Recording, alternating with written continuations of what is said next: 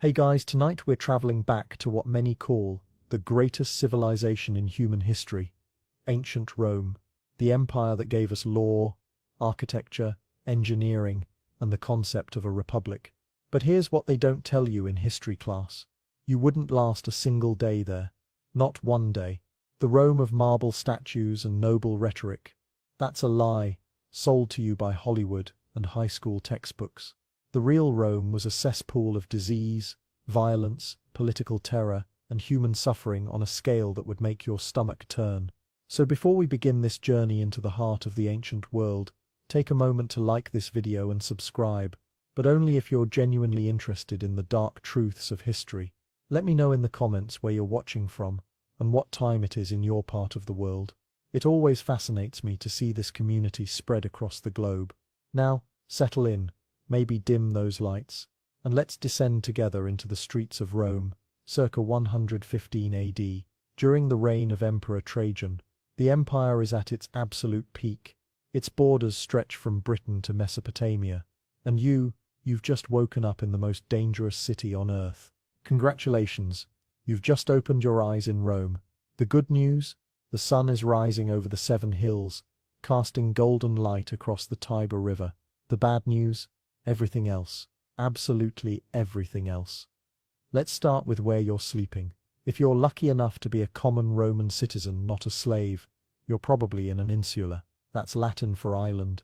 But don't let the pleasant name fool you. An insula is a multi-story apartment building, and it's about as stable as a house of cards built during an earthquake. These buildings are the ancient equivalent of tenement slums, only worse, because at least modern slums have building codes. Insulae don't. Your room is on the 5th floor. Why the 5th? Because the higher you go, the cheaper the rent, and the more likely you are to die in a building collapse or fire. The ground floors are reserved for shops and wealthy tenants who can actually afford masonry walls. You get wood. Cheap, flammable, structural wood held together with prayers to Jupiter, and the absolute minimum amount of nails. The walls are so thin you can hear your neighbor Marcus arguing with his wife about the fish sauce budget. You can hear the couple upstairs engaging in activities that make you deeply uncomfortable. You can hear the baby 3 doors down who hasn't stopped crying since the Ides of March. Privacy is a fantasy. Silence is a myth. Welcome to communal living, Roman style. Your bed is not a bed in any sense you would recognize. It's a wooden frame with leather straps stretched across it, topped with a thin mattress stuffed with straw wool. If you're particularly unfortunate, just reeds from the Tiber. The same Tiber that's filled with sewage, dead animals, and the occasional murdered political rival. That mattress smells like a combination of mildew, sweat, and something you can't quite identify.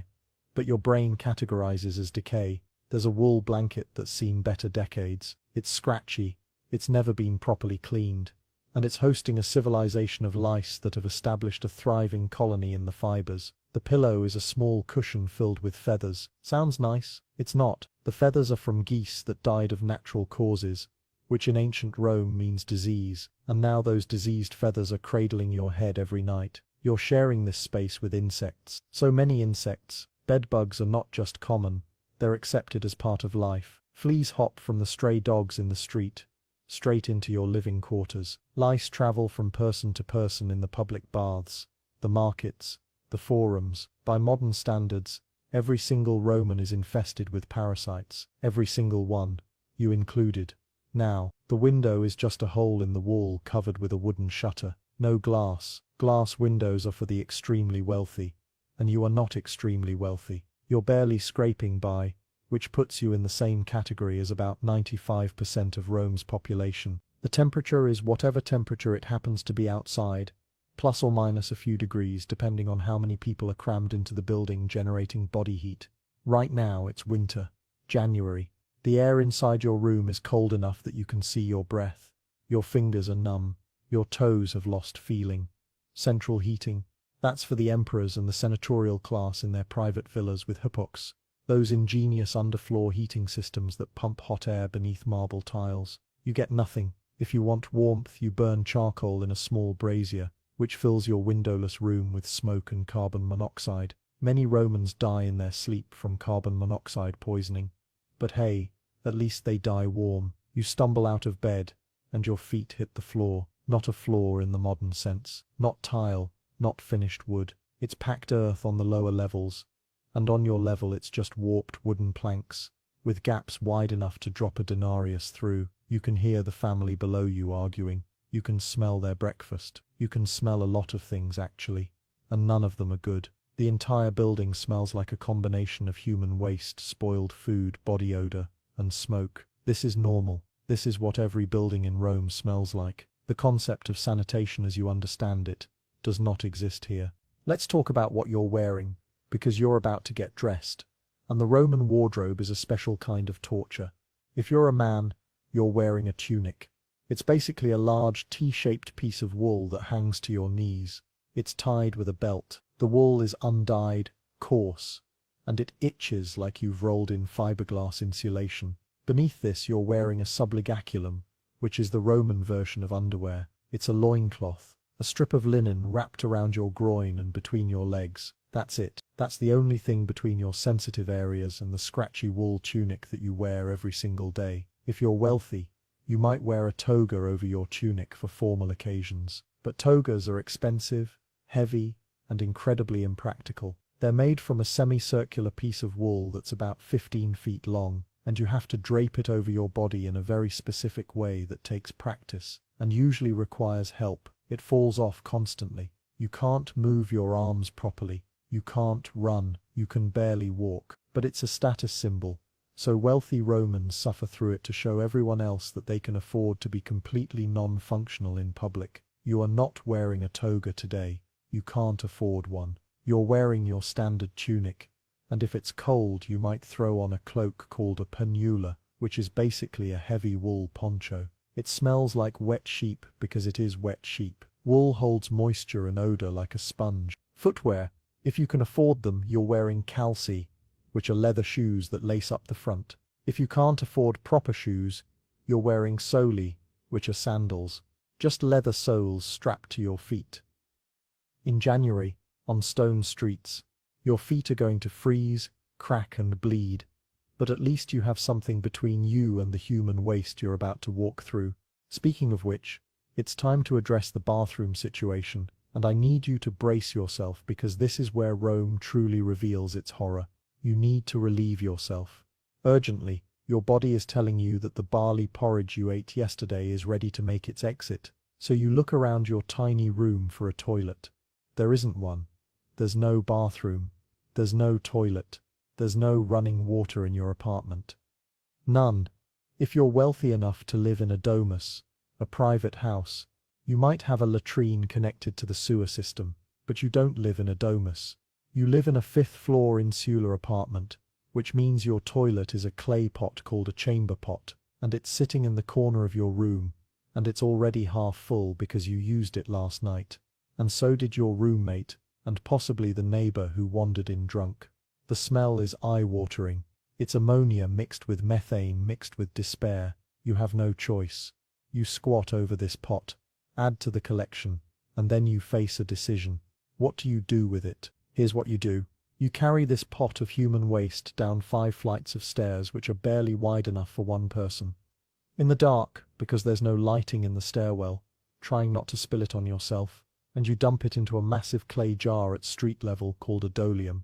These dolia are placed throughout the city for this exact purpose. They're communal waste containers, or if you're feeling lazy, or it's the middle of the night, or you just don't care anymore, you do what thousands of Romans do every single day. You open your window shutter, and you throw the contents of your chamber pot directly into the street below. This is so common that there are actual laws about it. Roman law states that if you dump waste from a window, and it hits someone, you're liable for damages. Not for dumping it, mind you, just for hitting someone with it. The assumption is that waste dumping from windows is going to happen, so the law just tries to minimize casualties. Smart pedestrians walk close to the buildings, not in the middle of the street, because the middle of the street is the splash zone. But even walking close to the walls doesn't guarantee safety, because gravity doesn't care about your caution. The streets of Rome are covered in a layer of human and animal waste, garbage, rotting food and liquids you cannot and do not want to identify. When it rains, this all becomes a flowing river of filth that rushes downhill toward the Tiber River.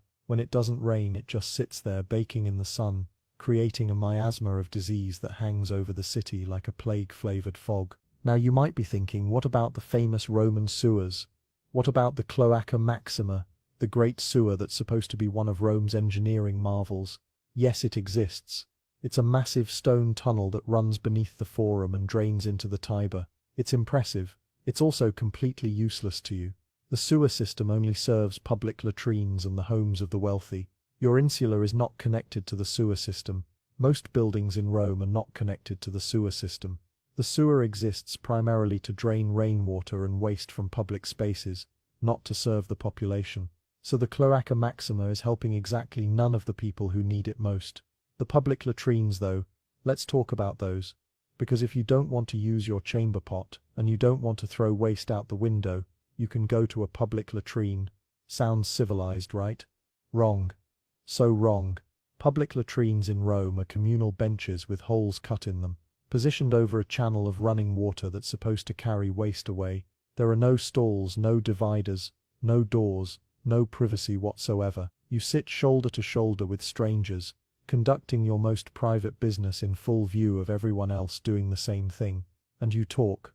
Romans socialize in the latrines. They discuss politics, business, the gladiator games. They make deals. They gossip. All while actively defecating inches away from each other. The smell in these public latrines is absolutely unimaginable. It's concentrated human waste mixed with urine, which is actually collected in separate containers because Romans use urine for laundry. Yes, laundry. Urine contains ammonia, which is a cleaning agent. So fullers, the people who clean and process cloth, use stale urine to wash togas and tunics. There are public urinals throughout the city where people relieve themselves, and workers collect the urine in jars and sell it to fullers. The Emperor Vespasian even put a tax on urine collection because it was such a profitable industry. When his son complained that taxing urine was beneath the dignity of Rome, Vespasian held up a gold coin and said, "Pecunia non olet," money doesn't smell. So yes, the Roman economy runs partially on piss. Now, here's where the public latrines become truly dangerous. That channel of running water beneath the toilet benches. It's connected to the sewer system, which means it's connected to the Tiber River, which means rats can swim up through the system, into the channel, and directly up through the toilet hole you're sitting on. This happens frequently. Romans live in constant fear of being bitten on the genitals by sewer rats while using public toilets. There are documented cases of snakes coming up through the latrines as well. Actual snakes. Can you imagine? You're sitting there, communally defecating with your neighbors, discussing the price of grain, and suddenly there's a rat or a snake emerging from the hole beneath you, heading directly for your most vulnerable areas. This is not a hypothetical horror. This is documented Roman reality. And toilet paper? Forget it. Romans use a sponge on a stick called a tussorium. It's a communal sponge. One sponge for everyone. You use it, you rinse it in the channel of running water, or in a bucket of vinegar water, and you leave it for the next person. The same sponge that just cleaned the previous person's waste is now cleaning yours. Every disease, every infection, every parasite that the last person had is now potentially yours. There are historical accounts of people using the tussorium as a weapon. One Roman, facing arrest, shoved a tussorium down his own throat and choked to death rather than face execution. It was considered a noble suicide. That's how rough and terrible these sponges were, suitable for both waste removal and self-inflicted death. If you're lucky enough to be wealthy, you might use wool, moss, or even strips of cloth. But most people use the communal sponge, because that's what's available, and hygiene is a luxury most Romans cannot afford. So now you understand the bathroom situation. It's a nightmare, a literal, inescapable nightmare. And we haven't even left your apartment yet. We haven't even started your day, but it's time. You've relieved yourself one way or another. You're dressed in your itchy tunic, and you need to eat, because your stomach is growling with a hunger that's been your constant companion since childhood. Food in ancient Rome is not what you think it is. If you're a common Roman, you eat breakfast. If you eat breakfast at all, standing up quickly and without much pleasure. There's no refrigeration, so everything you eat is either freshly made, dried, salted, or fermented. Your breakfast might be a piece of bread if you can afford it. Roman bread is dense, coarse, and often contaminated with bits of stone because the flour is ground with millstones that shed grit into the grain. This stone dust destroys Roman teeth. By age 30, most Romans have severely worn down teeth, abscesses, and missing molars from chewing bread filled with pulverized rock. Dental care doesn't exist beyond pulling infected teeth with pliers, no anesthetic, just pain and screaming, and hope you don't die from the inevitable infection afterward. If you can't afford bread, you eat pulse, which is a kind of porridge made from barley, millet, or wheat boiled in water. It's flavorless, grey, and has the consistency of paste. You eat it with your fingers or with a wooden spoon. No seasoning unless you're wealthy enough to have access to salt, which is expensive and valuable enough that Roman soldiers are sometimes paid in salt rations, hence the word salary. To make the pulse slightly less awful, you might add some olive oil if you have it, or a few vegetables if you manage to buy or grow any. Onions, leeks, cabbage. That's about it for the average Roman vegetable experience. Meat is a luxury. Most Romans eat meat only during religious festivals when animals are sacrificed and the meat is distributed to the public, or during public games when the emperor or a wealthy sponsor provides free food to keep the population happy. The rest of the time, your protein comes from legumes, lentils, chickpeas, beans, or from fish sauce. Garum. We need to talk about garum because it's in everything. Garum is a fermented fish sauce, made by taking fish guts, small whole fish, blood and entrails, mixing them with salt and leaving them in the sun for weeks or months until they break down into a liquid. This liquid is then strained and bottled. It smells like death. It tastes like the ocean's revenge, and Romans put it on everything. It's their ketchup, their soy sauce, their universal condiment. You cannot escape garum. It's in soups, it's drizzled on vegetables, it's mixed with wine, it's even used as medicine. The production of garum is so foul-smelling that garum factories are required by law to be located outside city limits, because the stench is considered unbearable, even by Roman standards. And these are people who throw chamber pots out of windows. If they think something smells too bad to be near, you know it's horrific. But garum is protein, it's salt, it's flavor in a world where flavor is scarce, so you eat it. You eat it, and you try not to think about the barrels of rotting fish guts fermenting in the Mediterranean sun. Water. You need water. You're thirsty. But here's the problem. The water in Rome is either expensive, dangerous, or both. If you're wealthy, you have access to fresh water from the aqueducts. Rome has 11 aqueducts, bringing fresh water from springs and lakes miles away, channeling it through stone and lead pipes into the city. It's an engineering marvel. It's also poisoning everyone slowly with lead. The pipes are made of lead. The word plumbing comes from plumbum, the Latin word for lead. The water sits in lead pipes, leaches lead into the liquid, and Romans drink it every day. Lead poisoning causes brain damage, infertility, abdominal pain, headaches, behavioral changes, and death. The Roman elite are especially affected because they can afford continuous access to piped water, and they store wine in lead-lined vessels, which makes the wine sweeter as the lead acetate dissolves into the liquid. They call it sugar of lead, and they consume it regularly. This is likely one of the reasons why so many Roman emperors are completely insane. Caligula, Nero, Commodus, lead-poisoned brains making lead-poisoned decisions with absolute power. But you don't have access to piped water anyway. Your insula doesn't have plumbing. You get your water from a public fountain fed by the aqueduct system. You carry it back to your room in a clay jug. The fountain is crowded. People are pushing. Someone's washing their feet in it. Someone else is letting their dog drink from it. The water is probably cleaner than the Tiber, but that's an extremely low bar. Or, you drink wine. Everyone drinks wine because it's safer than water. Even children drink wine, though it's usually watered down. Romans look down on anyone who drinks undiluted wine. That's considered barbaric, a sign that you lack self-control and sophistication. So you drink your wine mixed with water, which means you're still consuming whatever bacteria and parasites are living in the water supply.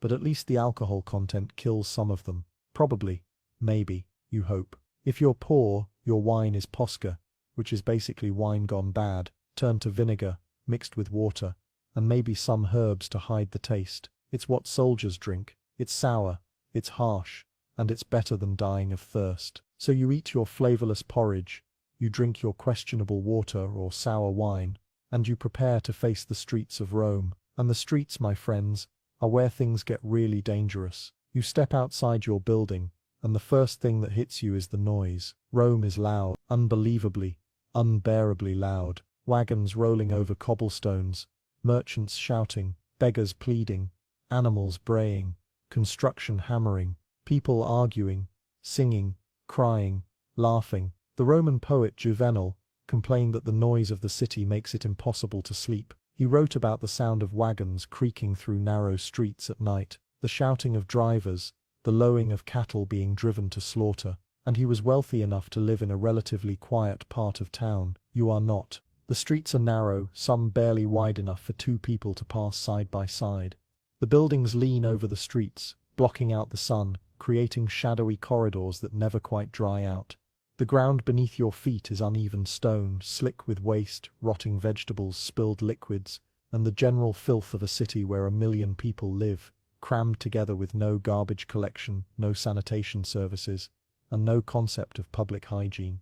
You have to watch every step, or you'll slip, fall, and land in something unspeakable. The buildings loom above you, 5, 6, sometimes 7 stories tall, and they are structurally unsound. Building collapses are common. So common that there are laws limiting the height of insulae to 60 feet, but landlords ignore the laws because higher buildings mean more rental units mean more profit. They cut corners on materials, use cheap wood, minimal foundations, and hope the structure lasts long enough to make back their investment before it topples. It doesn't always work. Buildings collapse regularly, sometimes killing everyone inside. There are no warning signs, no inspections, no safety standards. One day you're living on the 4th floor, the next day the entire structure folds like a house of cards, and you're crushed beneath tons of wood and stone and the bodies of your neighbors. If you survive a collapse, you're still not safe, because fire is the other constant threat. With so much wood, so many oil lamps, so many cooking fires, so much human density,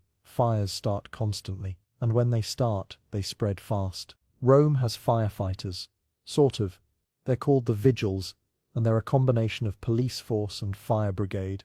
They patrol at night, looking for fires, and when they find one they try to put it out with bucket chains, water pumps, and by tearing down surrounding buildings to create fire breaks. Sometimes they succeed, often they don't.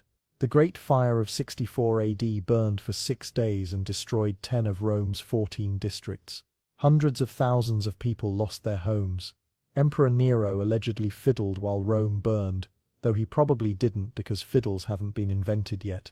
But the image persists because Nero was deeply unpopular, and people wanted to believe he was a monster. He probably wasn't fiddling. He was probably just inadequate and overwhelmed, which is worse in a way. After the fire, Nero blamed the Christians, who were a new and suspicious cult at the time, and had them arrested, tortured, and executed in creative and horrible ways. Some were sewn into animal skins and torn apart by dogs. Others were crucified. Some were burned alive as human torches to light Nero's gardens at night. This is Rome. Violence is entertainment. Cruelty is policy, and you are trying to survive just one day in this environment. As you walk through the streets, you keep your head down and your hand on your coin purse, because crime is rampant. Pickpockets, muggers, con artists, they're everywhere. The city has a police force, the urban cohorts and the vigils, but they're spread thin and mostly concerned with major crimes and public order. If someone steals your money, you're on your own. If someone stabs you in an alley, you're on your own. If someone assaults you, you're on your own. Justice in Rome is not blind. It's very aware of who you are and how much money you have. If you're wealthy and well-connected, you can commit almost any crime and walk away with a fine or a temporary exile. If you're poor, you can be executed for stealing a loaf of bread. The legal system is weighted heavily in favor of the elite. Trials are public spectacles where rhetoric and social standing matter more than evidence. If you're accused of a crime and you're a nobody, you're probably going to be found guilty, and the punishment will be severe. Flogging, enslavement, crucifixion, being thrown to wild animals in the arena. Justice is theatre, and the outcome is predetermined by your position in society. You pass by shops open to the street, bakers selling bread, butchers with hanging carcasses covered in flies, fabric sellers with wool and linen piled on tables, olive oil merchants with their enormous clay jars. The commerce of Rome is vibrant and chaotic, but it's also a reminder of how little you have. You can't afford most of what you see.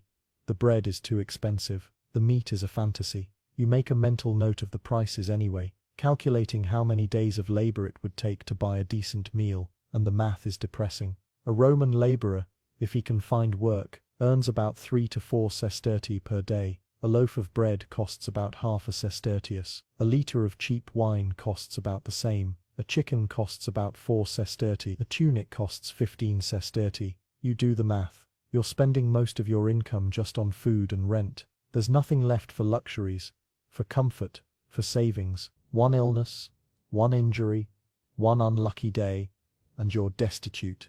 You're begging in the streets, or selling yourself into slavery just to survive. This is the economic reality for most Romans.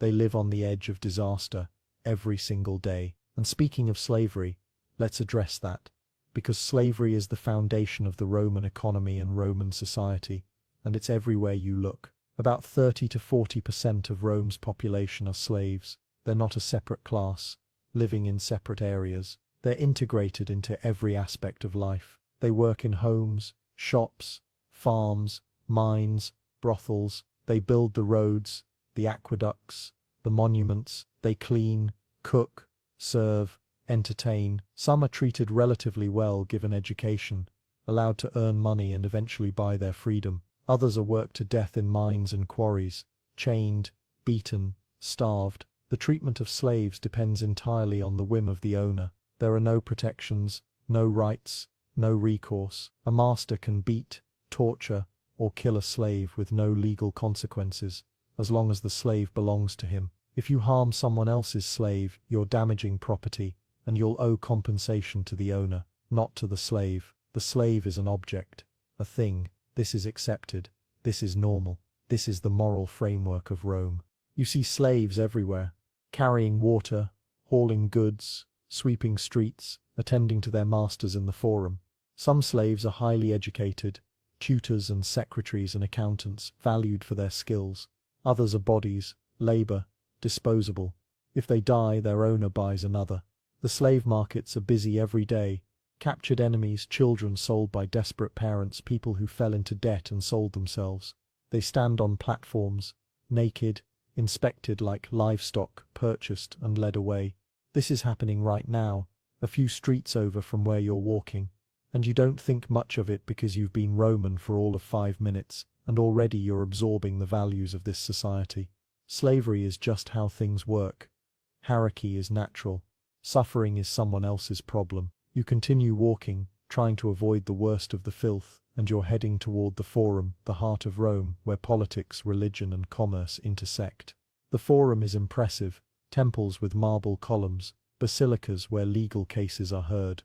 The Rostra, the speaker's platform where politicians address the crowds, statues of gods and heroes, triumphal arches celebrating military victories.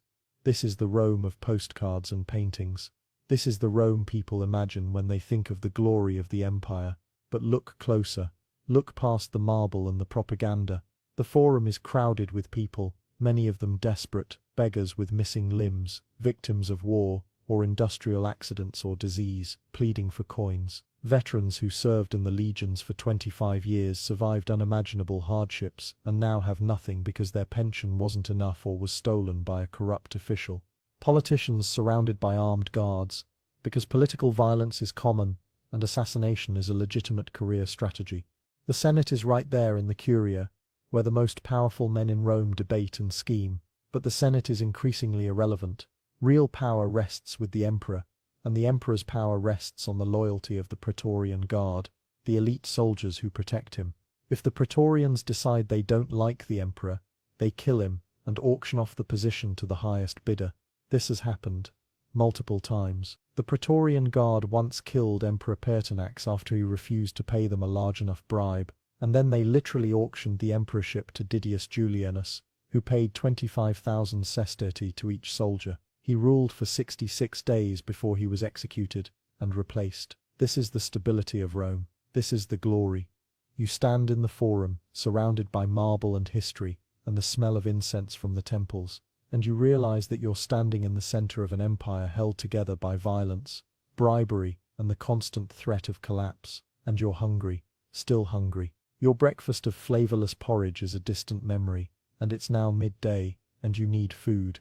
You could go to a tavern, a thermopolium, which is basically a fast food joint. These are all over Rome, serving hot food from large clay jars set into a stone counter. You can get stew, sausages, chickpeas, lentils, maybe some fish if you're lucky. The food is cheap, it's fast, and it's probably going to give you food poisoning because hygiene standards are non-existent. The cooks don't wash their hands. The water they use to clean dishes is reused until it's more bacteria than liquid. The food sits out in the open, covered in flies. Rats scurry around the kitchen. The meat might be from an animal that died of disease. The vegetables might be rotten, but you're hungry. And this is what you can afford, so you buy a bowl of chickpea stew and you eat it standing up, because there are no chairs, no tables, just a counter and the street. It tastes like salt, garum, and regret. You finish it quickly, before you can think too hard about what you're consuming, and you move on. The afternoon is when things get really interesting, because this is when the entertainment starts. Rome is famous for its games, gladiatorial combat, chariot races, wild animal hunts, public executions. These are not occasional events, they're regular, frequent, and massively popular. The Colosseum, the Flavian Amphitheatre, can hold 50,000 spectators. The Circus Maximus, the chariot racing stadium, can hold 150,000. These venues are packed regularly. The games are free, sponsored by the emperor or wealthy politicians seeking popularity, and they serve a very specific purpose. They keep the population distracted, entertained, and compliant. Bread and circuses. Keep the masses fed and amused, and they won't revolt. It's a deliberate policy, and it works. You make your way toward the Colosseum because everyone goes to the games. It's the social event of the day. You don't have a ticket because tickets are distributed in advance, but you manage to squeeze in because the crowd is massive and the ushers are overwhelmed. You find a spot in the upper tiers, the cheap seats, where the sun is brutal and there's no shade. The wealthy sit below in covered sections with cushions and servants bringing them food and wine. You sit on stone, packed shoulder to shoulder with other commoners, and you wait for the show to begin. The games start with a procession, musicians, dancers, priests, officials, and then the gladiators walking into the arena in full armor, saluting the emperor's box. The crowd roars. This is what they came for. Blood, death, spectacle. The first event is a venatio, a wild animal hunt. Men armed with spears face off against lions, bears, leopards, even elephants and rhinoceroses imported from across the empire at enormous expense. The animals are starved, frightened, and angry. The hunters are criminals, prisoners of war, or professionals who do this for money and fame. The fight is brutal. Animals are speared, slashed, bludgeoned. Men are mauled, gored, torn apart. The crowd cheers for both sides. They want violence. They want to see something die. It doesn't matter who or what as long as the blood flows. After the animal hunts come the executions. Noxi, condemned criminals, are brought into the arena to die in elaborate and creative ways. Some are crucified. Some are burned alive. Some are tied to posts and torn apart by wild animals. Some are forced to reenact mythological scenes like Icarus flying too close to the sun, which in practice means a man is strapped to a device, lifted high, and then dropped to his death on the arena floor. The crowd loves it. They cheer, they laugh, they place bets on how long the victim will last. This is justice. Roman style. Crime and punishment as public entertainment. You watch, and part of you is horrified, but part of you is also numb to it, because violence is so constant in this world that it loses its impact. You've seen beggars with missing limbs. You've walked past crucifixions on the roadside, where criminals and runaway slaves are left to die slowly over days, their bodies picked at by birds. You've seen bodies floating in the Tiber. Death is everywhere, and the games are just a concentrated, choreographed version of what life already is. Then come the gladiators. This is the main event. These are trained fighters, professionals, slaves, or free men who have signed contracts to fight in the arena. They're celebrities. The best gladiators have fan clubs, endorsement deals, their faces on pottery and lamps. Women fantasize about them. Poets write about them. They're the sports stars of Rome, except their sport is killing each other. The gladiators enter in pairs or groups, matched by type. You've got the Murmello with his large shield and sword, fighting the Retiarius with his net and trident. You've got the Thragex with his curved sword and small shield, fighting the Hoplomachus with his spear. Each type has strengths and weaknesses, different fighting styles, different armor. The matchups are designed to be interesting, to create drama, to keep the crowd engaged. The fight begins. The gladiators circle each other, testing defenses, looking for openings. The crowd is screaming. They have favorites. They've placed bets. They're invested. When blood is drawn, the noise becomes deafening. The gladiators are skilled. This isn't a brawl, it's a performance, a lethal dance. They know how to put on a show. They know the crowd wants to see bravery, skill, and blood. When one gladiator is wounded, disarmed, or exhausted, he can appeal to the editor, the sponsor of the games, usually the emperor, for mercy. He raises a hand, drops his weapon, submits. The crowd decides his fate. If he fought well, if he was brave, if he entertained them, they might signal for mercy, thumbs up or waving handkerchiefs. If he was cowardly, if he disappointed them, they signal for death, thumbs down or waving their togas. The emperor makes the final decision, but he usually follows the crowd's will because the games are about giving the people what they want. If the decision is death, the winning gladiator delivers the killing blow, a sword through the throat or into the heart. Quick, professional, the loser dies in the sand, and his body is dragged out through the gate of death by men dressed as Charon, the ferryman of the underworld. The sand is raked to cover the blood, and the next fight begins. You watch this for hours. Fight after fight. Death after death. By the end, dozens of men and animals have died for the entertainment of the crowd, and you're desensitized to it. This is normal. This is Rome. When the games finally end, the crowd files out, energized, satisfied, already talking about the next games. You leave the Colosseum and step back into the streets, and the sun is setting. The temperature is dropping. The city is transitioning from the chaos of day to the dangers of night. And night in Rome is when things get truly treacherous. As the sun goes down, the shops close. The shutters go up. The streets empty of merchants and customers and fill with a different population. Drunks stumbling out of taverns. Gangs of young men looking for trouble. Thieves waiting for targets. The vigils begin their patrols, but they can't be everywhere, and the narrow, dark streets provide endless hiding spots for criminals.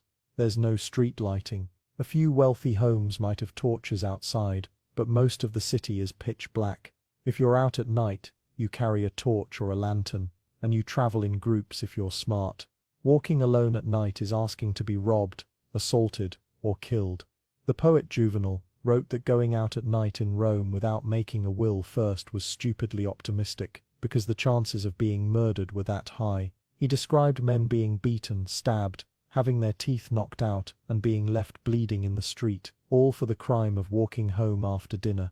This is not exaggeration. This is documented reality. You hurry back to your insula, keeping to the walls, avoiding eye contact, moving as quickly as you can without looking like you're running, because running suggests you have something worth stealing. You make it back to your building, climb the 5 flights of stairs in total darkness, feeling your way up the steps, and you finally reach your room. You're exhausted. You're hungry again. You're cold. You're scared. And you've survived one day in Rome. One day, let's recap what you've experienced. You woke up in a structurally unsound building infested with parasites. You used a communal sponge to clean yourself after defecating into a pot that you carried down 5 flights of stairs. You drank lid-poisoned water or vinegar wine. You ate bread filled with stone dust and porridge with no flavor. You walked through streets covered in human waste, dodging falling debris and potential muggers. You watched men and animals be killed for entertainment. You risked your life just walking home after dark. And this is a good day, a normal day. Nothing catastrophic happened. The building didn't collapse. You didn't get sick. You didn't get robbed. You didn't get arrested, or enslaved, or killed. This is success in ancient Rome. Survival, that's it, that's the bar. But we're not done. We haven't talked about disease yet. We need to talk about disease, because disease is the silent killer that stalks every Roman every day of their lives. Let's start with the most obvious one.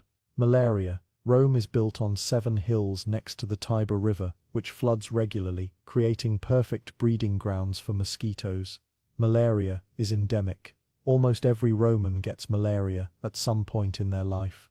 Many die from it, especially children. The symptoms are fever, chills, sweating, fatigue, and in severe cases, organ failure and death. There's no treatment. Romans don't understand germ theory. They don't know mosquitoes spread disease. They think malaria is caused by bad air, miasma, rising from swamps. The word malaria literally means bad air, so their solution is to avoid swamps and burn incense, to purify the air, which does nothing. If you survive malaria once, you'll probably get it again, because the parasite stays in your liver and can reactivate. Chronic malaria weakens you, makes you anemic, makes you vulnerable to other diseases.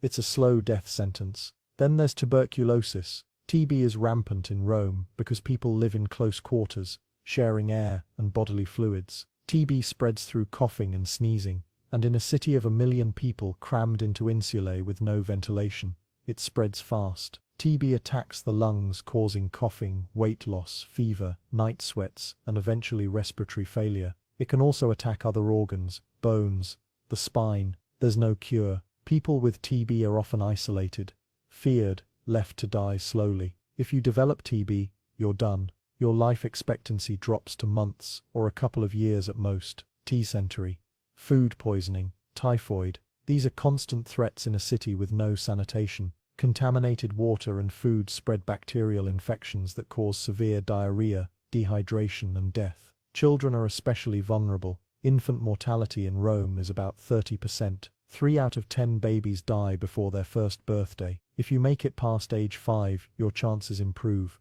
but not by much. Life expectancy in Rome is about 25 to 30 years. That doesn't mean everyone dies at 30. It means so many people die young that the average is pulled way down. If you survive childhood, you might live to 50 or 60, but you'll be worn down by disease, injury, and hard labor. You'll look ancient by 40. Smallpox, measles, influenza.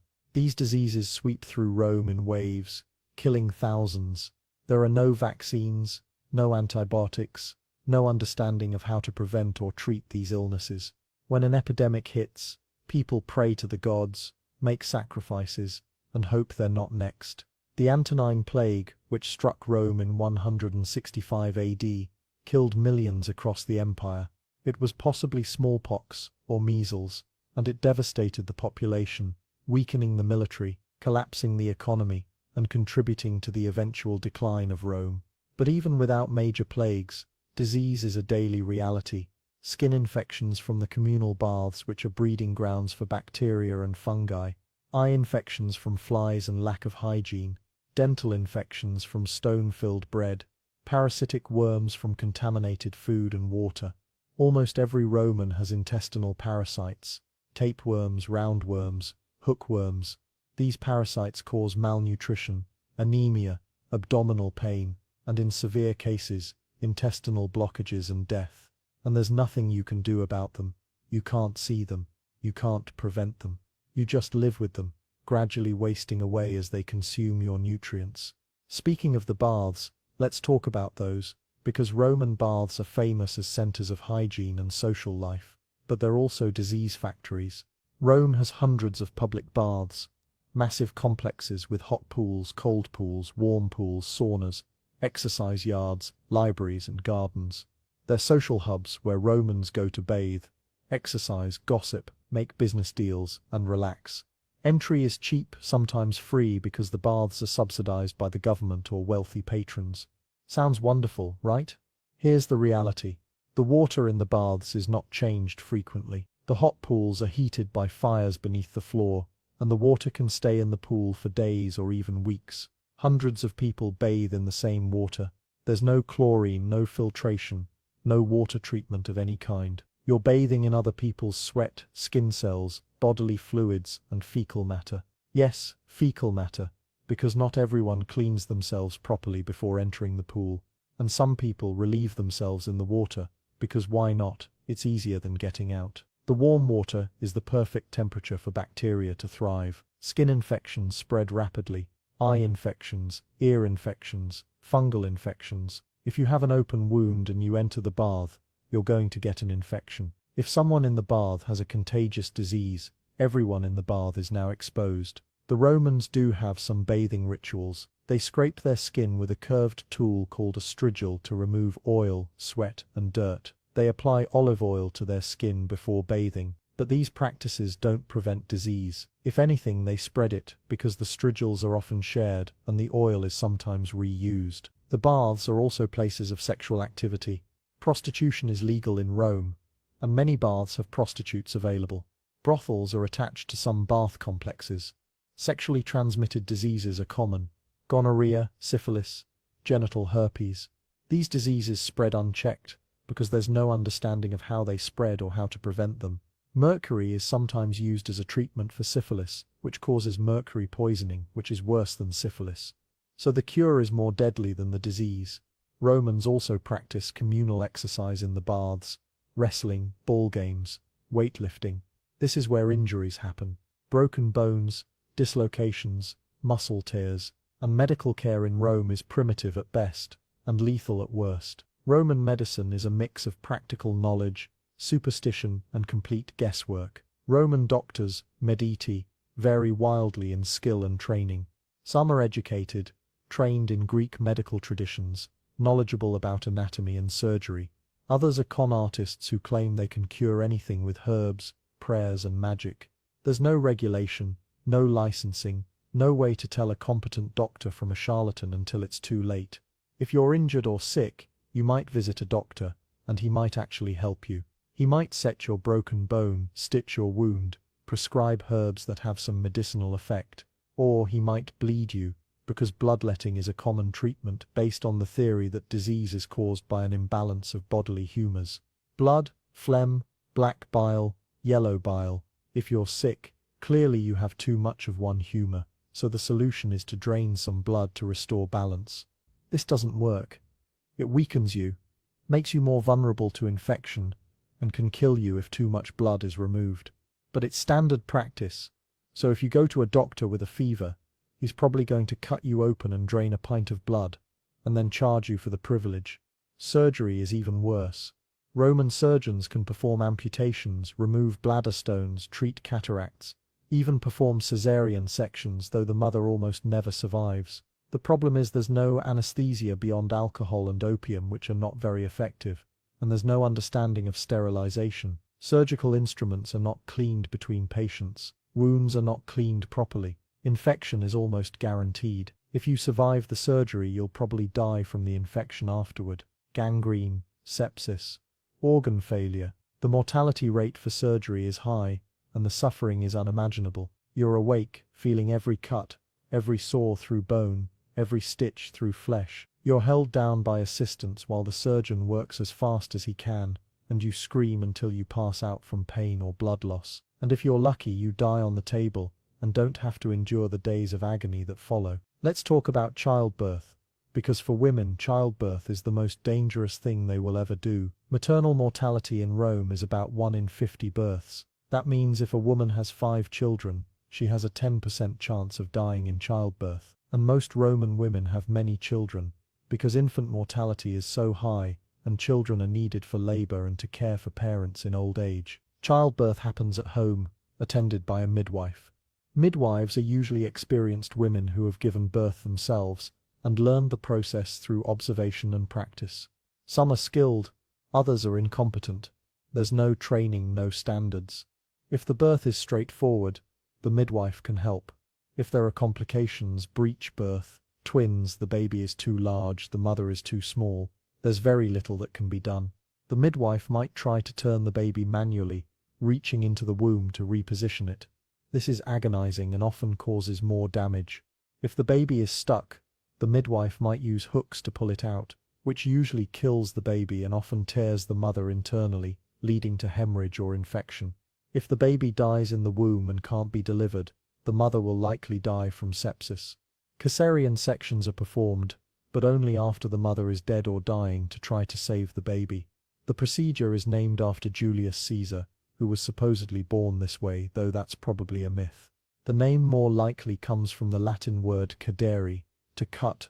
A living woman does not survive a caesarean in ancient Rome. The trauma, blood loss and infection are fatal. So if a woman is told she needs a caesarean, she knows she's being sacrificed to save the child. Even if the birth is successful, the recovery is brutal. Women suffer from tears, infections, prolapse, fistulas. Many are left permanently injured, in chronic pain, incontinent. And then they're expected to get pregnant again because that's their role. Women in Rome have limited rights and autonomy. They cannot vote, hold public office, or represent themselves in legal matters. They are under the authority of their fathers, and then their husbands. A woman's value is tied to her ability to produce legitimate heirs. If she's infertile, she can be divorced. If she's widowed, she's expected to remarry quickly. If she's unmarried past a certain age, she's a burden and a source of shame. Wealthy women have more freedom. They can own property, run businesses, exert influence through their husbands and sons. But even wealthy women are constrained by social expectations. They're supposed to be modest, obedient, focused on home and family. Women who are too outspoken, too independent, too ambitious are criticized, slandered, sometimes prosecuted for adultery, which is a crime for women but not for men. Men can have affairs, visit prostitutes, keep concubines, and it's socially acceptable. Women who stray are punished harshly. Divorce, exile, execution. The double standard is absolute. Prostitution is legal and common. Brothels, lupanars, are throughout the city, especially near the baths and entertainment districts. Prostitutes are slaves, freed women, or women from poor families who have no other way to survive. They're registered with the state, taxed and regulated. They're also despised, seen as morally corrupt, even though they're serving a demand created by Roman men. The conditions in brothels are grim: small, dark rooms barely big enough for a bed. No privacy, no safety. Prostitutes see multiple clients a day, every day. They're exposed to disease, violence, unwanted pregnancies. If they get pregnant, they might try to induce an abortion using herbs, physical trauma, or crude surgical methods. Abortion is legal and common, but it's dangerous. Many women die from hemorrhage or infection. If the baby is born, and it's unwanted, it might be abandoned. Infant exposure is legal in Rome. Unwanted babies, especially girls or those with deformities, are left outside to die or be picked up by slave traders who raise them to be sold. This is not hidden. This is not shameful. This is accepted practice. You leave the baby on a rubbish heap or at a crossroads, and you walk away. If someone takes the child, fine. If not, it dies. The Romans do not see this as murder. They see it as a practical solution to the problem of excess children. So let's take stock of where we are. You've survived a day in Rome. You've experienced the filth, the disease, the violence, the inequality. You've seen slavery, poverty, cruelty as entertainment. You've realized that the Rome of marble and glory is a facade, and behind it is suffering on a massive scale. But we haven't even touched on the political violence, the instability, the constant threat of civil war, purges and imperial madness. Let's talk about Roman politics, because understanding the political situation is essential to understanding why Rome is so dangerous. Rome is technically a republic, with a senate, magistrates and elected officials. But by the time you've arrived in the early 2nd century AD, the republic is a memory. The emperor has absolute power. The senate is a rubber stamp, a collection of wealthy men who follow the emperor's will because defying him means death. The emperor's power comes from the military, specifically the Praetorian Guard. If the emperor keeps the Praetorians happy, he stays in power. If he doesn't, they kill him and choose someone else. This creates an incentive structure, where emperors are paranoid, violent, and willing to do anything to maintain control. Treason laws are vague and broadly interpreted. If you criticize the emperor, if you're suspected of plotting against him, if someone accuses you truly or falsely, you can be arrested, tortured, and executed. No trial, no evidence required. The emperor's word is law. During the reign of Tiberius, informers, delators, became a profession. People made careers out of accusing others of treason, because if the accused was found guilty, the informer got a portion of the confiscated property. This led to a climate of paranoia and betrayal. Friends informed on friends, family members informed on each other. No one was safe. You could be at dinner, making a joke about the emperor, and the next day the Praetorian Guard is at your door. Some emperors are worse than others. Caligula was insane, possibly from lead poisoning, possibly from ild poisoning, possibly from the stress of absolute power. He declared himself a god. He made his horse a consul. He executed people on a whim, for entertainment. He forced senators to run beside his chariot for miles. He slept with their wives, and then mocked them in public. He was eventually assassinated by the Praetorian Guard, who then installed his uncle Claudius as emperor. Nero fiddled, metaphorically, while Rome burned, and then blamed the Christians and had them massacred. He executed his mother, his wife, his advisors. He performed in public as a musician and actor, which was scandalous because emperors were supposed to maintain dignity, but Nero didn't care. He wanted applause. He wanted fame. He wanted to be loved. When he wasn't loved, he killed people. He was eventually declared a public enemy by the Senate and committed suicide. Commodus, the son of the philosopher Emperor Marcus Aurelius, thought he was the reincarnation of Hercules. He fought as a gladiator in the arena, which was absolutely beneath the dignity of an emperor. But he did it anyway because he was delusional. He renamed Rome after himself. He renamed the months of the year after himself. He executed senators, confiscated property, and emptied the treasury to fund his games and his delusions. He was eventually strangled in his bath by a wrestler named Narcissus, hired by a conspiracy of senators and officials who couldn't take it anymore. These are not exceptions. These are examples of a pattern. Absolute power corrupts absolutely, and Rome gives its emperors absolute power, with no checks, no balances, no accountability. And you, a common citizen, have no protection from imperial madness. If the emperor decides you're a threat, or just annoying, you're dead. Let's say you've managed to avoid imperial attention. You're keeping your head down, surviving. But now there's another problem. War. Rome is constantly at war. The empire is massive, stretching across Europe, North Africa, and the Middle East, and it's surrounded by enemies. Germanic tribes to the north, Parthians to the east, nomadic raiders from the steppes. The borders are defended by legions, professional soldiers who serve for 25 years in exchange for land and a pension. Being a legionary is hard. You march for miles in full armor, carrying your equipment, building camps, digging ditches, fighting battles. You're paid regularly, but you're also expected to buy your own equipment. So much of your pay goes to maintaining your gear. You eat rations of grain which you grind and bake into bread yourself, supplemented with whatever you can forage or buy. You sleep in a tent with 7 other soldiers. You follow orders without question. If you disobey, you're flogged or executed. If your unit fails in battle, the centurion might order decimation, where every 10th soldier is beaten to death by his comrades. This is a real punishment, designed to enforce discipline through terror. If you survive your 25 years of service, you're discharged with a plot of land, usually on the frontier, and you're expected to farm it and help Romanize the local population. Many veterans don't survive. They die in battle, from disease, from accidents.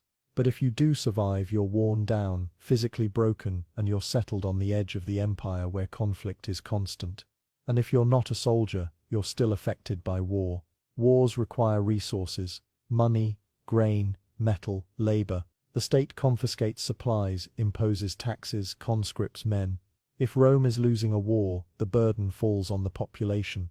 Food becomes scarce, prices rise, unrest grows, and if the empire is facing a crisis, civil war, invasion, plague, the government might devalue the currency to pay its bills. Roman currency is based on silver and gold coins. But when the treasury is empty, the government mints coins with less silver, more base metal. This causes inflation. The value of money drops. Prices skyrocket. Savings become worthless. The economy collapses. This happens multiple times in Roman history. The crisis of the 3rd century, in the 200 SAD, sees the empire nearly fall apart. Civil war, barbarian invasions, plague, economic collapse. Emperors rise and fall within months. The population drops. Cities are abandoned. The frontiers are overrun. Rome survives, barely, but it's a shadow of what it was. But you're in 115 AD. The crisis hasn't happened yet. The empire is stable, prosperous, powerful, and yet your life is still one of constant danger and deprivation. Because stability at the imperial level doesn't translate to safety at the individual level. Let's talk about what you do for work, because you need money to survive, and work in Rome is hard, dangerous, and poorly paid. If you're lucky, you have a trade. You're a carpenter, a blacksmith, a potter, a weaver. You work in a shop, producing goods, selling them, maybe employing a few slaves or apprentices. You earn enough to get by, barely. You work from dawn to dusk, 6 or 7 days a week. There are no weekends, no vacations, no retirement.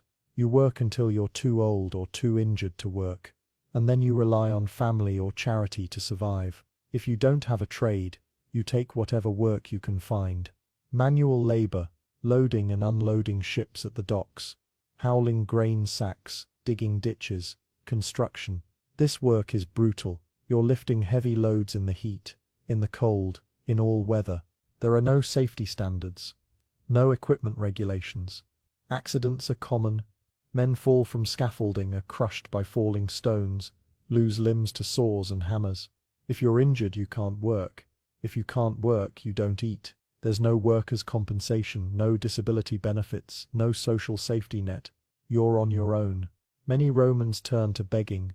The streets are full of beggars, men, women, children, displaying their injuries and deformities, pleading for coins. Some are legitimately disabled. Others mutilate themselves to appear more pitiable, because a missing hand or a blinded eye generates more sympathy and more donations. Child beggars are sometimes deliberately maimed by their parents or by criminal gangs who use them to collect money. This is the economy of desperation. If begging doesn't work, there's crime, theft, robbery, mugging. Rome has a significant criminal underworld. Gangs control certain neighborhoods, extorting money from businesses, running protection rackets. If you refuse to pay, your shop is vandalized, you're beaten, your family is threatened. The authorities don't help because they're either bribed or overwhelmed. You pay the gang, or you leave, or you fight back and probably die. There's also the option of joining the military, which we've discussed, or becoming a gladiator. Gladiators are slaves, prisoners of war, or free men who sign contracts to fight in the arena. The free volunteers are usually desperate, in debt, seeking fame or money. The contract, an auctoramentum, is a binding agreement that gives the lanista, the gladiator trainer, complete control over the fighter. You're trained in a ludus, a gladiator school. You're fed well because you need to be strong. You're trained in combat techniques, different styles of fighting. You learn how to entertain the crowd, how to die with dignity, and then you're sent into the arena to fight. If you win, you earn money, fame, glory. If you lose, you die. The average gladiator fights about 3 to 5 times a year. The survival rate per fight is about 90%, which sounds good, but over a career of several years, the odds catch up with you. Most gladiators die in the arena, or from injuries sustained in the arena. A few, the most skilled and lucky, survive long enough to earn their freedom, symbolized by a wooden sword, a rudus. They retire, and some become trainers themselves. But most don't make it that far. Now let's talk about religion, because religion is woven into every aspect of Roman life, and it's not what you expect. The Romans are polytheistic. They worship many gods: Jupiter, Juno, Mars, Venus, Neptune, Minerva, and hundreds of others. Each god has a domain, a sphere of influence. Jupiter is the king of the gods, associated with the sky and thunder. Mars is the god of war. Venus is the goddess of love. The Romans believed the gods are real, powerful, and actively involved in human affairs. If the gods are happy, Rome prospers. If the gods are angry, disasters happen. Earthquakes, plagues, military defeats. These are signs that the gods are displeased, and the solution is to perform the correct rituals to appease them. Religion in Rome is transactional. You give the gods offerings, sacrifices, prayers, and in return they give you favor, protection, success. Rituals must be performed exactly correctly. Every word, every gesture, Every detail matters. If a priest makes a mistake during a ceremony, the entire ritual is invalidated and must be repeated. This creates a priestly class, men who are trained in the complex rituals, who know the formulas and the procedures. The priests are also politicians. Many high-ranking officials hold religious offices. Pontifex Maximus, the chief priest, is a title held by emperors. Religion and politics are inseparable. Public sacrifices are common. Animals, usually sheep, pigs or cattle, are brought to the temple, ritually slaughtered, and offered to the gods. The animal is inspected to make sure it's perfect, no defects, because the gods only accept the best. The priest performs the sacrifice, cutting the animal's throat, collecting the blood, offering it to the god. The entrails are examined to divine the will of the gods. If the entrails look good, the gods are pleased. If they look bad, more sacrifices are needed.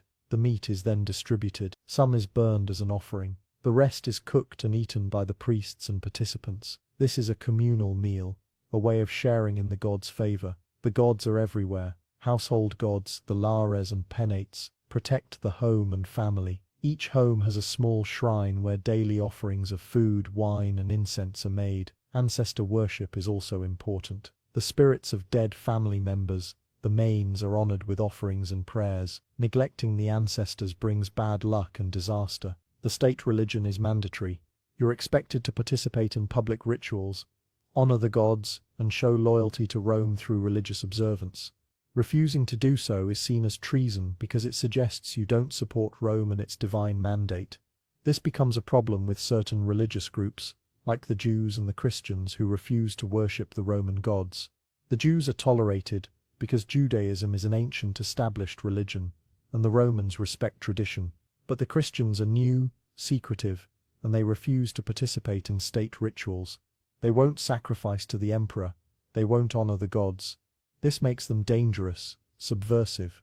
The Romans persecute Christians sporadically. Sometimes they're ignored.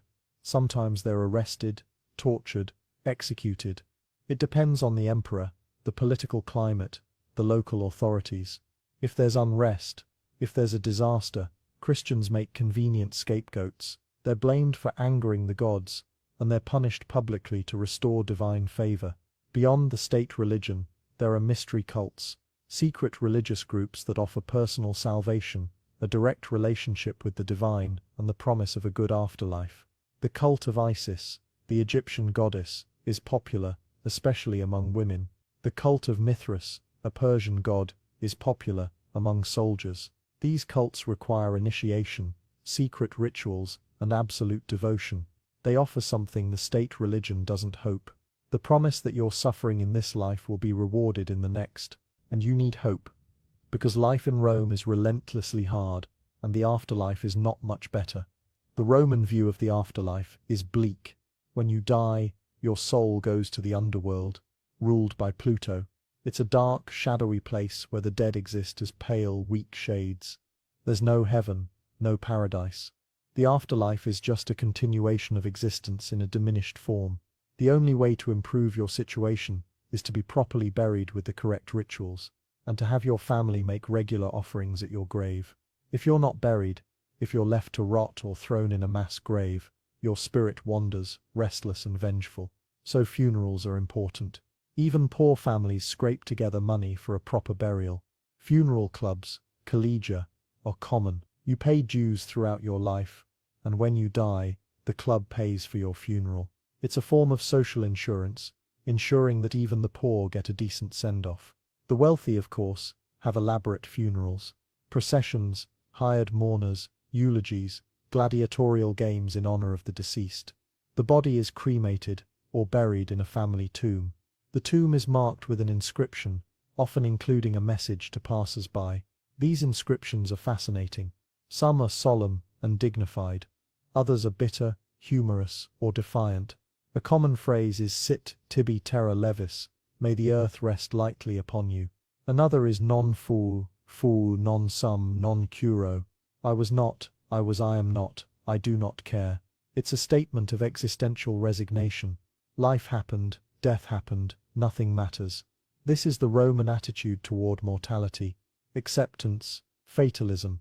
Make the best of your time, because it's short and it ends in darkness. Let's circle back to your day, because the sun has set and you're in your room, and the day is finally over. You've survived, but surviving one day doesn't mean you'll survive tomorrow. Every day in Rome is a gamble. Will the building collapse? Will you get sick? Will you be robbed, arrested, conscripted? Will there be food? Will there be work? You don't know. No one knows. You live with uncertainty as a constant. You lie down on your straw mattress, pull the wool blanket over yourself, and try to sleep. But sleep doesn't come easily. The building creaks and groans. Your neighbors are arguing. A baby is crying. Dogs are barking in the street. Someone is singing drunkenly. The smell of smoke and waste drifts through the window. Your body aches. Your stomach is never quite full. Your mind is anxious, running through the problems you face, the bills you owe, the dangers that surround you. This is life in Rome. This is the reality behind the myths and the monuments. The Senate and the people of Rome, SPQR, the letters that appear on every standard, every building, every official document. It's a slogan, a brand. It suggests unity, democracy, the common good. But the reality is division, exploitation, and survival of the ruthless. The people of Rome are not a unified body. They're a mass of individuals and families, scrambling to survive in a system designed to benefit the few at the expense of the many. The wealth of Rome is built on conquest, slavery, and extraction. The provinces are drained of resources to feed the capital. Grain from Egypt, olive oil from Spain, metals from Britain, slaves from everywhere. The wealth flows to Rome and it concentrates in the hands of the elite. The senators, the equestrians, the emperor and his court. They live in luxury while the masses live in squalor. And they maintain this system through a combination of bread and circuses, military force and ideology. The ideology is that Rome is exceptional, chosen by the gods, destined to rule the world. The Romans are civilized. Everyone else is a barbarian. This justifies conquest, slavery and exploitation. The barbarians need to be conquered, civilized, brought into the Roman fold for their own good. It's a narrative that serves power, and it works for a while. Rome lasts for centuries. The empire expands, stabilizes, and eventually declines. But the idea of Rome persists long after the empire falls. But for you, the individual trying to survive, the idea of Rome is irrelevant. You care about food, shelter, safety. You care about making it through another day, and the odds are not in your favor. So let's do a final accounting. What are your chances of surviving long-term in ancient Rome? Not good. If you're a child, you have a 30% chance of dying before age 1, and a 50% chance of dying before age 10. If you make it to adulthood, you'll probably die in your 30s or 40s from disease, injury, or malnutrition. If you're a woman, childbirth is a major risk. If you're a man, war, accidents, and violence are your main threats. If you're a slave, your life expectancy is even shorter, and your quality of life is even worse. Even if you're wealthy, you're not safe. Political intrigue, poisoning, assassination. The elite eat better, live in better conditions, but they also have enemies, and wealth makes you a target. The emperor can confiscate your property on a whim. A rival can accuse you of treason. Your own family might betray you for inheritance. Wealth buys comfort, but not security. So the answer to the question, could you survive a day in ancient Rome, is maybe. If you're lucky, if you're careful, if you avoid the worst of the dangers, you might make it through one day. But a week, a month, a year, the odds drop sharply. Rome is a meat grinder. It consumes people. It uses them up and spits them out. The poor, the slaves, the women, the children, they're expendable. The system doesn't care if they suffer or die. It just needs them to keep working, keep producing, keep fighting until they can't anymore. And then they're replaced. This is the truth of Rome. This is the reality you wouldn't last in. The marble and the monuments are beautiful. The engineering is impressive. The legal system is sophisticated. The literature, the philosophy, the art, all of it is remarkable. But it's built on a foundation of human suffering. And if you were dropped into that world, you would suffer too. You would struggle. You would likely die young. So the next time you see a movie about ancient Rome with its heroic soldiers and noble senators, remember what we've talked about today. Remember the sewage in the streets, the disease, the slavery, the violence, the grinding poverty. Remember that for every triumphant general there are thousands of anonymous people who lived and died in misery, whose names are lost, whose stories are forgotten. Rome is not a fantasy, it's a warning. It shows us what happens when a society prioritizes power and glory over human dignity and welfare. It shows us the cost of empire, and who pays that cost. And it reminds us that progress is not inevitable. Civilizations rise and fall. The things we take for granted, clean water, sanitation, medical care, rule of law, human rights, these are fragile. They require constant effort to maintain and improve. Rome didn't have them, and Rome fell. So let's appreciate what we have. Let's work to make things better, not worse. And let's never romanticize the past, because the past, especially the ancient past, was brutal. You wouldn't last a day in ancient Rome. And that's not a challenge, that's a fact. Thank you for joining me on this journey into the heart of the Roman Empire. I hope it was enlightening, if a bit disturbing. If you enjoyed this deep dive into historical reality, please like, subscribe, and let me know in the comments what other historical periods or topics you'd like me to explore. There's so much more to uncover, so many more truths to reveal. Until next time, stay curious, stay critical, and be grateful you live in the 21st century. Good night.